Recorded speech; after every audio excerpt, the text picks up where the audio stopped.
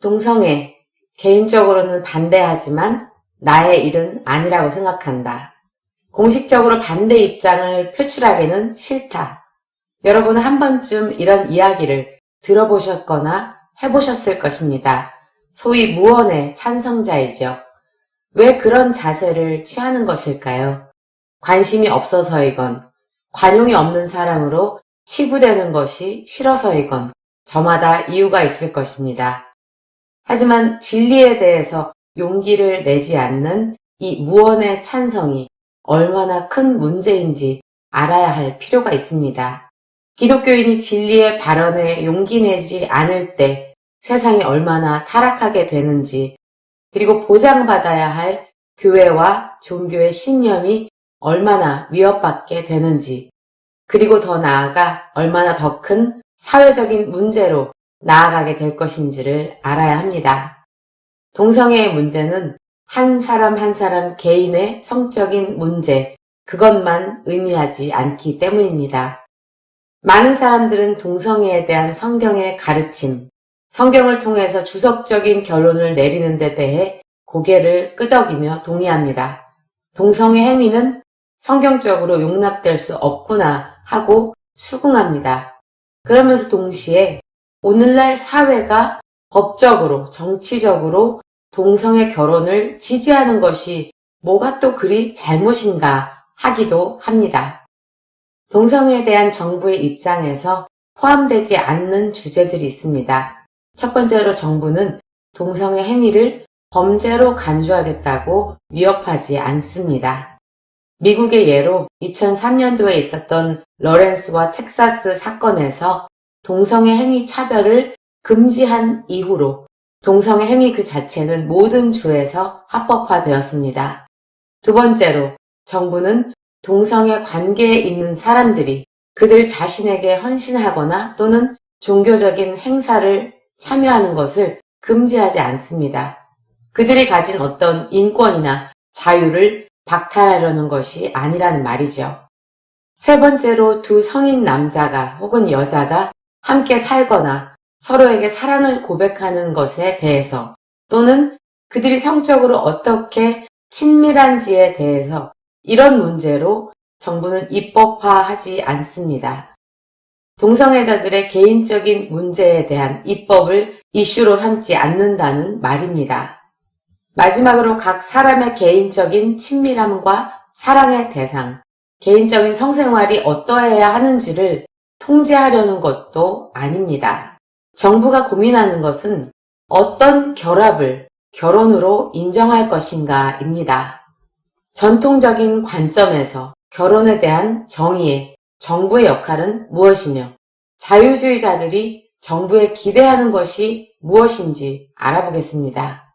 사실 전통적인 관점에서 결혼은 한 남자와 한 여자의 결합입니다.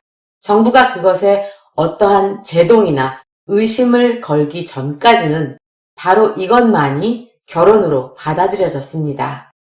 반면에 자유주의자들이 기대하는 것은 결혼의 정의와 제도의 가이드라인에 대한 권위를 온전히 정부에게 부과하고 행정화, 입법화 시켜달라는 주장입니다.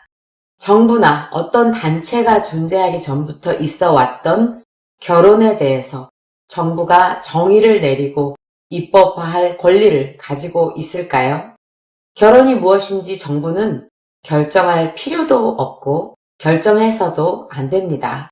그러나 세계 각국의 정부는 결혼에 대해서 정의를 내리려고 합니다. 결혼의 관계를 건축하고 정의 내릴 권리를 정부가 과연 갖고 있는 것일까 하는 의구심이 듭니다.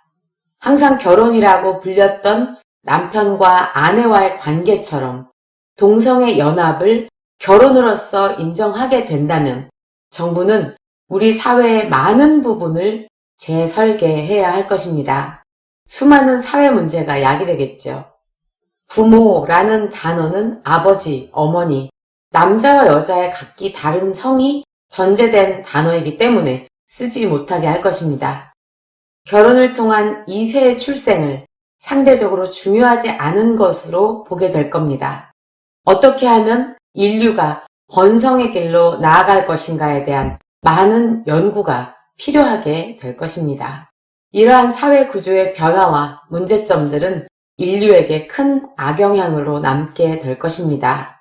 사람들은 이성애자들이 모두 갖고 있는 결혼의 권리를 동성애자들은 왜 가질 수 없는가? 그것은 불공평하다라고 말합니다. 그리고 동성 결혼 반대자들이 마치 그들의 권리를 박탈하려는 것처럼 몰아감으로써 논점을 흐립니다. 맞습니다. 그들의 말대로 결혼의 권리는 기초적인 것이고 누구나 가질 수 있는 것입니다. 하지만 그것을 동성의 결혼의 권리와 동등한 것으로 보는 것은 논점을 교묘하게 피하는 것입니다. 존재하는 모든 성적인 관계가 결혼이라는 정보의 확증을 받을 권리를 갖고 있다고 착각하지 말아야 합니다. 예를 들면 평화주의자들은 군대에 참여할 권리를 가지고 있습니다. 그렇지만 그들이 군대에 입대해서 속한 군대가 비폭력적인 군사단체가 되어야 한다라고 주장할 권리는 갖고 있지 않습니다. 이런 것처럼 동성애자들도 결혼의 권리를 갖고 있지만 그것은 동성 결혼의 법제화나 합당화하는 것을 의미하지는 않습니다.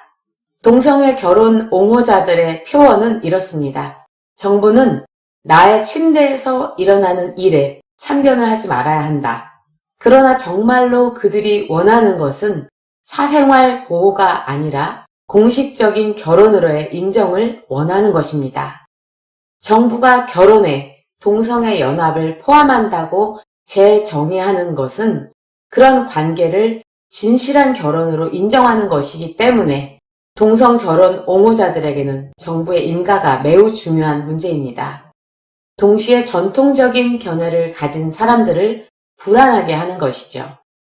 동성애 결혼을 제정하는 것은 잘못된 결혼관을 신령한 것으로 둔갑시키고 그것을 법률이라는 이름으로 보호해 주는 것입니다. 오늘날 많은 미디어에서 선전하는 동등한 권리에 대한 표어들은 동성애 결혼을 반대하는 사람들을 마치 불공평하고 무례하고 반사회적이고 반민주주의적이고 반미적이고 그리고 심지어는 반인류적이라고 매도해버립니다. 정통이 이단이 되는 시대이죠. 기독교인이 동성애에 대한 문화 논쟁에서 실패한다면 우리가 생각하는 것보다 훨씬 더 많은 것을 잃게 될 것입니다.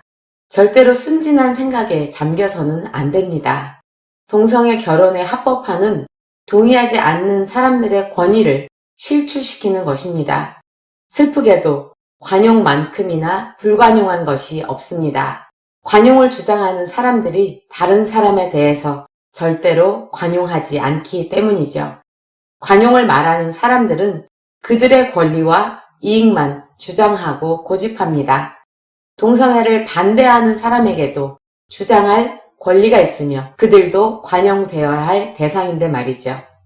관용과 사랑이라는 이름 아래 수많은 역차별과 불관용의 행위들이 행해지고 있는 시대입니다. 사랑과 관용의 표 앞에서 교회는 말씀에 입각한 진리의 소리를 내야 합니다. 그리스도인들이 침묵할 때 그것은 반대편에 있는 자들에게 엄청난 힘을 실어주는 것입니다. 나중에 되돌리려 할 때는 더 많은 피 흘림과 싸움의 에너지가 들지도 모릅니다.